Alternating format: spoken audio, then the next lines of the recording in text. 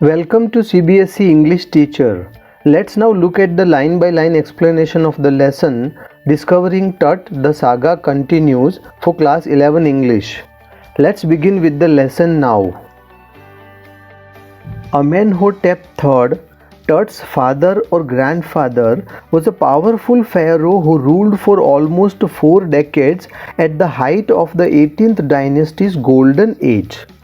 His son Amenhotep IV succeeded him and initiated one of the strangest periods in the history of ancient Egypt.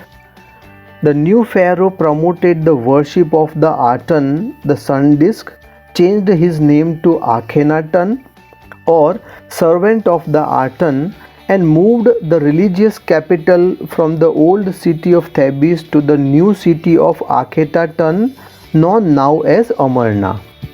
He further shocked the country by attacking Amun, a major god, smashing his images and closing his temples. It must have been a horrific time, said Ray Johnson, director of the University of Chicago's Research Center in Luxor, the site of ancient Thebes. The family that had ruled for centuries was coming to an end, and then Akhenaten went a little wacky. Wacky means amusing in a slightly odd way. Tut's father or grandfather, Amenhotep III, was a very powerful pharaoh who ruled over a period of 40 years. His son Amenhotep IV succeeded him and began the strangest period in the history of Egypt. He promoted the worship of Aten, the sun disk. He changed his name to Akhenaten, meaning servant of the Aten. He also shifted the religious capital from Thebes to the new city of Akhetaten called Amarna. Further, he attacked Amun, a god, smashed his images and closed his temples. Ray Johnson, director of the University of Chicago, said it must have been a bad time for the empire as the family who ruled for centuries came to an end and Akhenaten moved in an odd direction. After Akhenaten's death, a mysterious ruler named Smenkhare appeared briefly and exited with hardly a trace. And then a very young Tutankhaten took the throne, King Tut as he is widely known today. The boy king soon changed his name to Tutankhamun, leaving image of Amun, and oversaw a restoration of the old ways.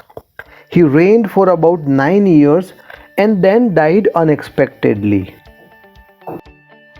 Regardless of his fame and the speculations about his fate, Tut is one mummy among many in Egypt. How many, no one knows. The Egyptian Mummy Project, which began an inventory in late 2003, has recorded almost 600 so far and is still counting. The next phase, scanning the mummies with a portable CT machine donated by the National Geographic Society and Siemens, its manufacturer. King Tut is one of the first mummies to be scanned in death as in life, moving regally ahead of his countrymen. Regally means befitting or resembling a king. Another mysterious ruler, Smenkhare, succeeded him and died soon.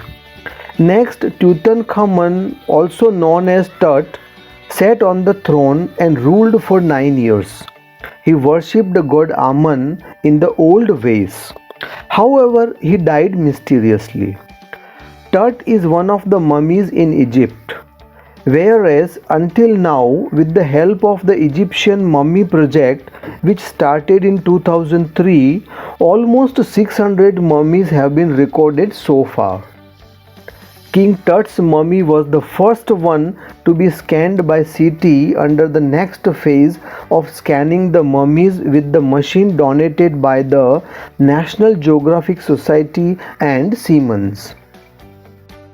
A CT machine scanned the mummy head to toe, creating 1700 digital X-ray images in cross-section. Tut's head, scanned in 0.62 mm slices to register its intricate structures, takes on eerie detail in the resulting image. With Tut's entire body similarly recorded, a team of specialists in radiology, forensics, and anatomy began to probe the secrets that the winged goddesses of a gilded burial shrine protected for so long. Intricate means very complicated or detailed. Eerie detail means strange image of Tut's head as visible with the help of CT scan. Forensics means the application of the scientific method to investigate a crime. Anatomy is the branch of science which deals with the bodily structure of humans, animals, or other living beings. Burial means burying the dead, and shrine is a holy place. The CT scan machine scanned the body by creating 1700 digital X-rays in cross-section. Tut's head was scanned in 0.62 mm slices to record the tiny details. The resulting image was very strange. A team of radiology, forensics, and anatomy experts started examining the secrets of the grave that had been protected by flying goddesses for a long time. The night of the scan, workmen carried Tut from the tomb in his box. Like pallbearers, they climbed a ramp and a flight of stairs into the swirling sand outside, then rose on a hydraulic lift into the trailer that held the scanner. 20 minutes later, two men emerged, sprinted for an office nearby, and returned with a pair of white plastic fans. The $1 million scanner had quit because of the sand in a cooler fan. Curse of the Pharaoh, joked a guard nervously. Eventually, the substitute fans worked well enough to finish the procedure. After checking that no data had been lost, the technicians turned Tut over to the workmen who carried him back to his tomb. Less than 3 hours after he was removed from his coffin, the pharaoh again rested in peace where the funerary priests had laid him so long ago. Pallbearers are persons who help to escort a coffin at a funeral. Swirling means spinning or twisting. Hydraulic lift means a lift that uses a machine to lift or move heavy objects with a pressure. And sprinted means ran at a high speed. During the night, workmen climbed up on the ramp and the flight of stairs to carry the body from the tomb into the spinning sand outside. They rose the body onto a hydraulic lift, then into a trailer where the scanner was kept. After 20 minutes, two men ran towards the office nearby to bring two fans. The scanner was not working as the sand had entered a cooler fan. The guard joked that it was because of the curse of the pharaoh because they had removed his body. Once the fans worked, the procedure was finished. The data was checked in case of any losses, and then technicians returned the body to the pallbearers who carried him back to his tomb. In less than 3 hours, he was resting at the same place where the priests had laid him many years ago. Back in the trailer, a technician pulled up astonishing images of Tut on a computer screen. A grey head took shape from a scattering of pixels, and the technician spun and tilted it in every direction. Neck vertebrae appeared as clearly as in anatomy class. Other images revealed a hand, several views of the rib cage, and a transection of the skull. But for now, the pressure was off. Sitting back in his chair, Zahi Hawass smiled, visibly revealed that nothing had gone seriously wrong. I didn't sleep last night, not for a second, he said. I was so worried, but now I think I will go and sleep. By the time we left the trailer, descending metal stairs to the sandy ground, the wind had stopped. The winter air lay cold and still, like death itself in this valley of the departed.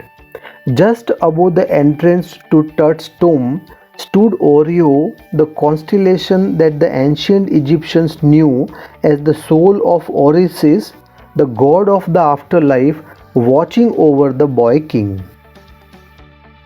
Astonishing means amazing. Pixels. A pixel is a single point in a graphic image. Spun means to turn around. And vertebrae means series of small bones which form a backbone. In the trailer, the tactician showed a beautiful image of Tut on a computer screen. He showed the grey head which was scattered in pixels and he spun it around. Next, the vertebrae, hand, rib cage and transection of his skull were shown. As the work was done, the pressure was finally off from the shoulders of Zahi Hawass. While sitting in his chair, he smiled and said that he was relieved that nothing went wrong. He had not slept the previous night and now, as the work was done, he would go and sleep. By the time they left the trailer, the wind had stopped and the winter air was like death itself. Just above the tomb, the Orio constellation shone in the night sky, watching over the boy king.